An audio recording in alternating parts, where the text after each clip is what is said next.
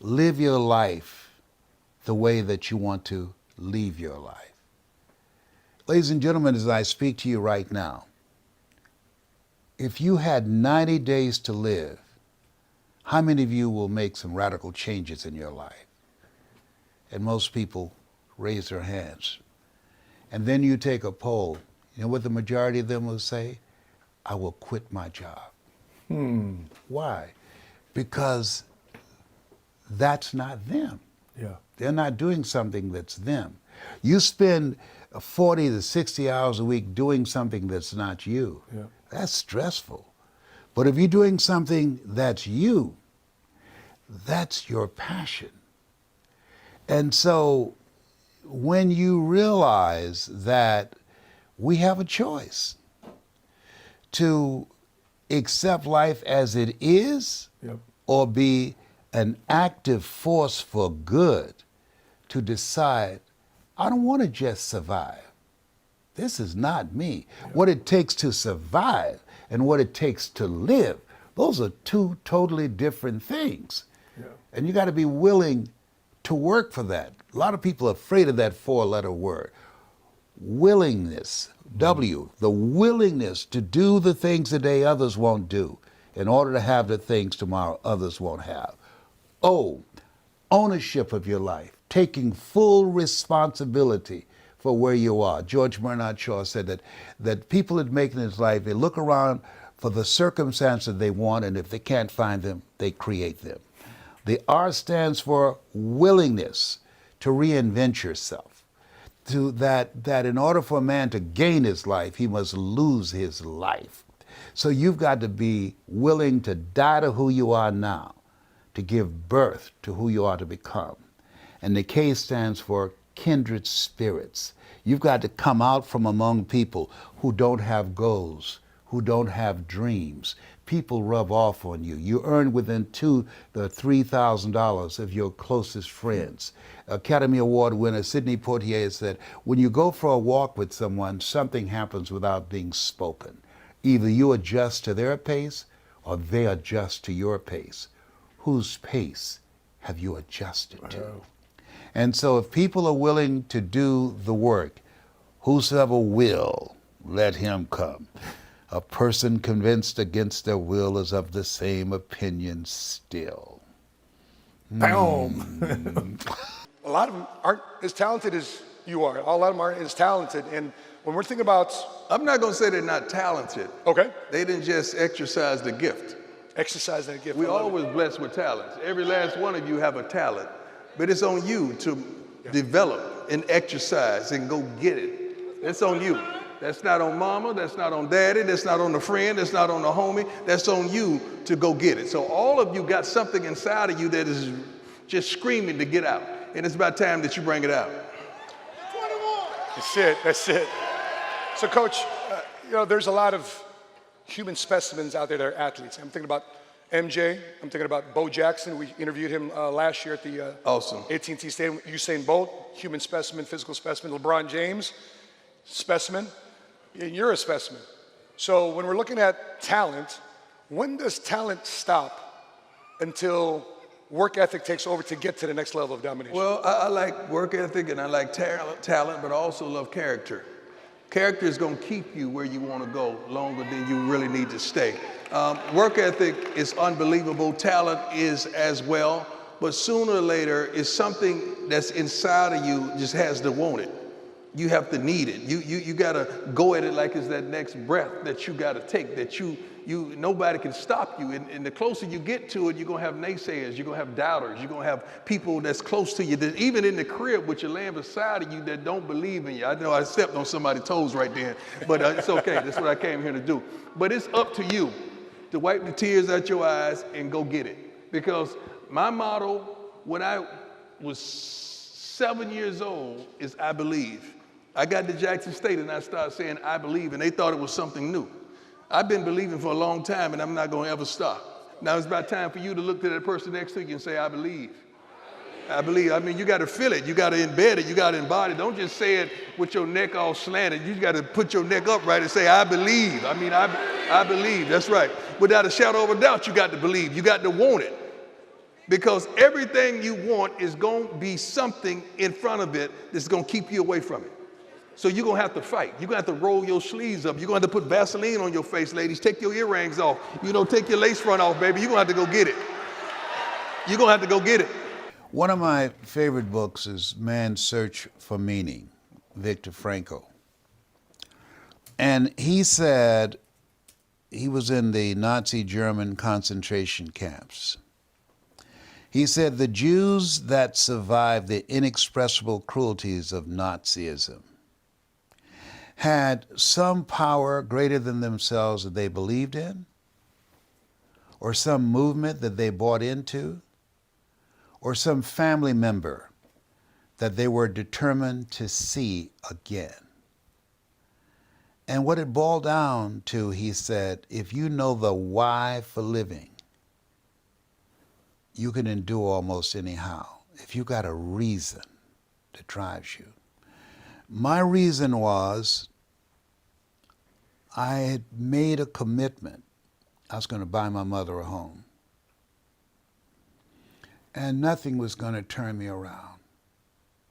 I was going to make that happen. That was not some wish. My brothers and sisters, they didn't share it. They thought I was crazy. But that became my reason for being. I faced a lot of rejections. And I just saw it as a part of the process, that you have to roll with the punches. Because I was in this place where Paul Robeson, who said, "Here I stand, for I can do no other." And I was determined that I was going to find a way through speaking to earn enough money that I'd be available to my mother to take care of her, who was suffering from breast cancer. I promised her when I was a kid, I said, "You'll never go into a nursing home." She used to work in nursing homes, and she always said she never wanted to go into a nursing home. I said, "I promise you, that will not be your destiny." And when my sister called me and said, "Leslie, are you sitting down?" I asked, "What's wrong with Mama?" I just got reelected to the Ohio legislature, and they had appointed me to the chairmanship of the Education Committee and the Human Resource Committee. And she said, "Mama has breast cancer." I said, "I'll be there tomorrow." She said, "But you just got elected." I said, "Listen to me. I enjoy politics, but I love Mama." And I promised her I'll be there. And she said, "Leslie, they have a lot of good nursing homes in Dade County." I said, "Please, don't touch her. I'll be there tomorrow." I caught a plane the next morning, and I'll never forget ringing the doorbell. And a friend of hers, named Miss Mildred, was there. And she came to the door and she said, "Oh my God, Mamie, Leslie's here." And I could hear my mother say, "I knew he would come. I knew he would come." Mildred, unpack those boxes. He's here. I knew he would come. You have to have something that drives you when others give up and surrender and throw in the towel. Something that can cause you to reach a place within yourself where you say, "I don't feel nowhere as tired. I'm going to get it done." That makes you unstoppable. I was there.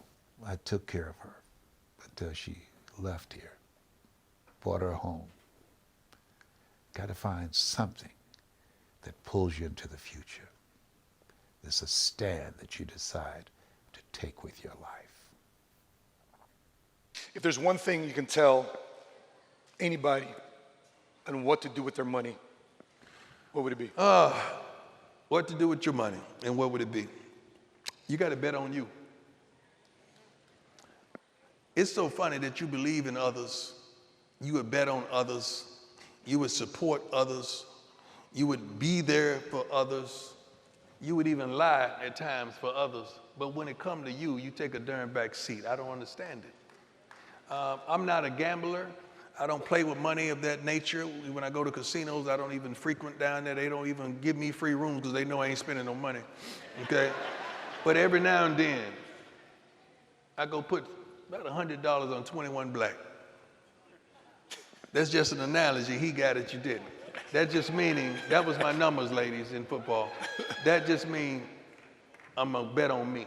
I said, but I really came from Fort Myers then. I said, I'm gonna bet on me. I'm gonna believe in me because I know what I got inside me. I'm gonna bet on me regardless of what you think. I'm gonna be there for me regardless if you there or not. I see me, I know what I'm capable of, I know my shortcomings, I know what I would do under pressure, I know what I won't do under pressure. I've introduced myself to me probably over 2 decades ago, and I know me. And I'd be darned if I'm not gonna bet on me. I don't know you like that. I don't know you under pressure. I love you. I love what you accomplished. I adore you. I love the way you dress. I love that gown you got on, baby. I love those pants and those jeans. I love the way you flowed your outfit. But I don't know you. But I do know me. And I be darned. I know I got some improvement to do. I'm not perfect, but baby, I'm present.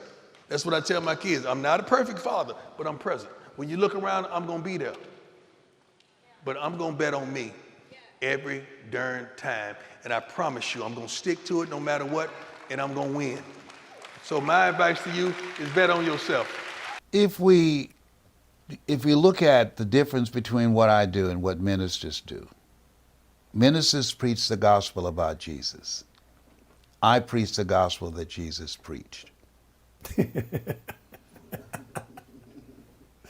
They sell the messenger, I sell his message. Boom.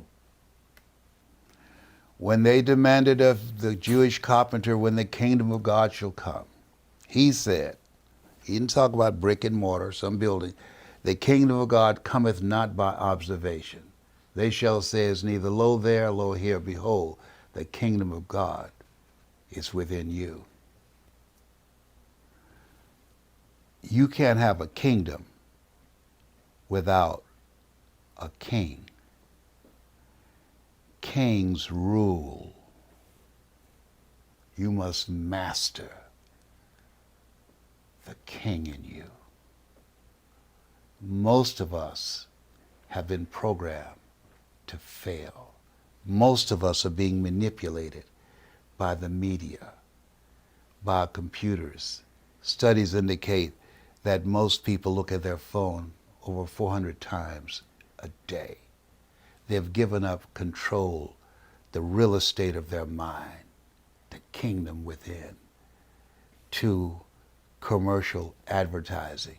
They've been programmed to be fans, to be spectators, as opposed to being co-creators and how they're going to live their lives. You know, Abraham Lincoln said, the future belonged to those who created. We were born to create. And so this time where we are, this place where we are, people should not be focused on the television set and what's going on in the Ukraine, and my heart goes out to them and my prayers and my support for them. But they should be focused on what kind of person must I become that will help me to learn how to turn adversity to my advantage. Because life is going to always be challenging. Think it not strange that you're faced the fiery furnaces of this world. You will, not you might, you will have tribulations. It's a part of the process. And so our goal is to master your kingdom. That we have to go within, as we say, that you don't live life as it is, you live life as you are. And so if we train our children how to live their lives from the inside out as opposed to the outside in, we can reduce the dropout rate, the suicide rate, the unexplained violent behavior, people fighting over toilet paper. Yeah. in a grocery store or fighting over a parking spot, that's somebody that's not in their right mind. And so people are breaking down to a very large extent. But the people that will make it through this place where we are, there's an African proverb that says, if there's no enemy within, the enemy outside can do us no harm. And Shakespeare said, the fault, dear Brutus, is not in our stars, but in ourselves, that we are underlings. If people take the time, a minimum of 2 to 3 times a day, to get still, to get quiet, to go within. Speak, Lord, thy servant heareth thee, and listen to the whispering of your soul. What am I supposed to do next? As opposed to listening to the world. Yeah. What you tune into, you turn into. So in this space, we have to focus on how to begin to elevate ourselves above the culture, above all the stuff that we see, and focus on whole a vision of what we want to manifest. My favorite book says, I'll give you all your eyes can see. Don't mess with me. Don't mess with me. You might run over here, but you'll limp back. Don't mess with me. When you're looking at your career, I'm sure in addition to your victories and success, your championships, you also had tough and difficult losses. Yes. What is the loss that comes out to you right now? It's probably one of your toughest losses in your career, whether baseball or football. My money in divorce court twice. Okay. That's probably my Football or baseball, divorce. It's probably my toughest loss. It was a tough fault case, but I lost some. Man, God gave it back to me in the end. But no, straight up. Honestly, that was my toughest loss. Just going through the nonsense of life, understanding that someone you lay with, you produce children with, is going to come out to be a darn war about something you worked your butt off for. And that's traumatic. But guess what? Sooner or later, you got to wipe your tears, put on a new suit, take a good shower, and get back out there and go get it. Okay? It's a lot of you right now. You need to thank God that he left. You need to thank God that she played you. You need to thank God that they did you that way. You need to thank God that they walked away. You need to thank God that you got strong enough where you finally said, no, you ain't doing me like that no more. And you need to thank God that it happened, because if it hadn't happened, you wouldn't be as strong. You wouldn't be as tough. You wouldn't be as resilient. You wouldn't be as provocative as you are now. So some things we got to thank God for, because God is trying to move that out the way so he can usher in and blessing you to a whole new beginning. And that's why I am. I'm 54 years old, looking like 35, 37, somewhere like that, and it's like a whole new chapter. I've been prime time, then I cut the time off, then I was just prime, and now I'm coach prime. It's a whole new chapter, and guess what? I'm still winning. Come on, baby. Come on, baby. Still winning. God, I'm still winning. By the way, in the audience right now, raise your hand if you've ever been through a divorce or family court. Two. Right? Two. There it is. There it is. It's tough. It's tough because you think so. You almost like it hurts you as a man, as a provider. It hurts you emotionally, financially. I mean, it's a death, but they still walking around. That's really what it is. It's like losing somebody, but they still walking around. You can see it. Dang, I see you died real good. Yeah, I see that. I got you. Forgot about that. We have to continue to educate people on the reality that you can make a difference. Politics is a part of it, but it's not the absolute. That we have to be actively engaged in being current in terms of our knowledge and skills, because whoever's in the White House, it doesn't matter if you don't have the skill set and the mindset to turn adversity to your advantage, or to find a way to get your piece of the pie. That's the name of the game. Yeah. That there's a big pie out here and everybody wants a piece of it, but everybody's not going to get a piece of it, because the road to life is straight and narrow. And few there be that find it, because few there be that are willing to do the inner work. Few there be that are willing to upgrade their skills and their knowledge. Few there be that will face rejections and no's day in and day out and decide it's not over until I win. That most people, they allow themselves to be broken. They will surrender. But you have got to have the kind of mindset, no matter how bad it is or how bad it gets, I'm going to make it. You're not going to stop me. I have a goal, I have a dream, and my stopping or giving up because of the failures, because of the rejections, that's a non-negotiable no. I'm coming at you from another angle, and I'm not going to stop till I get through. We all have that in us. We don't know how strong we are until we have to be strong. Yeah. And so we are not taught in school resiliency. We're not taught how to handle rejection. That's why so many kids are committing suicide, being bullied, because they have a limited, weak sense of self. Dr.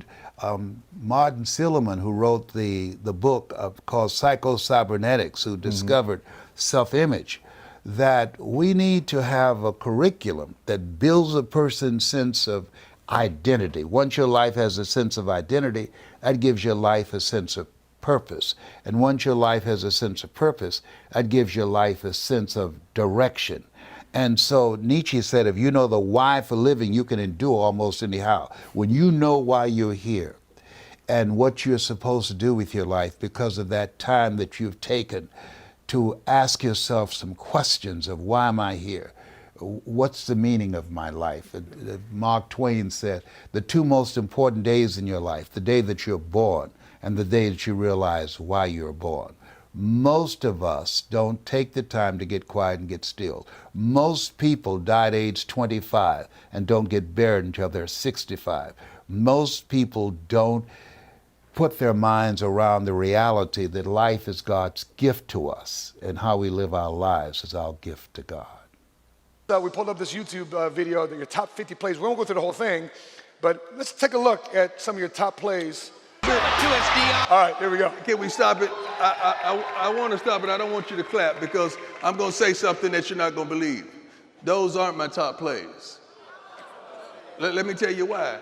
Because, see, my top plays happened at practice when no one was looking. My top plays happened in Fort Myers, Florida, when none of you knew anything about me. My top plays happened when there was no camera there. See, those are the plays you just caught on camera. Those weren't my top plays because I practiced like I played, so when I played, it would be practice. Yeah, you were supposed to clap right there because that was straight. Amen to that. Yeah. Come on, get up to practice plays. So there's somebody out there right now, the light ain't on you, but keep making plays. Nobody's talking about you, but keep making plays. That's right. I know your sales numbers aren't where your friend is, but keep making plays. I know nobody's talking about you, and you're not on the leaderboard right now, but baby, keep making plays.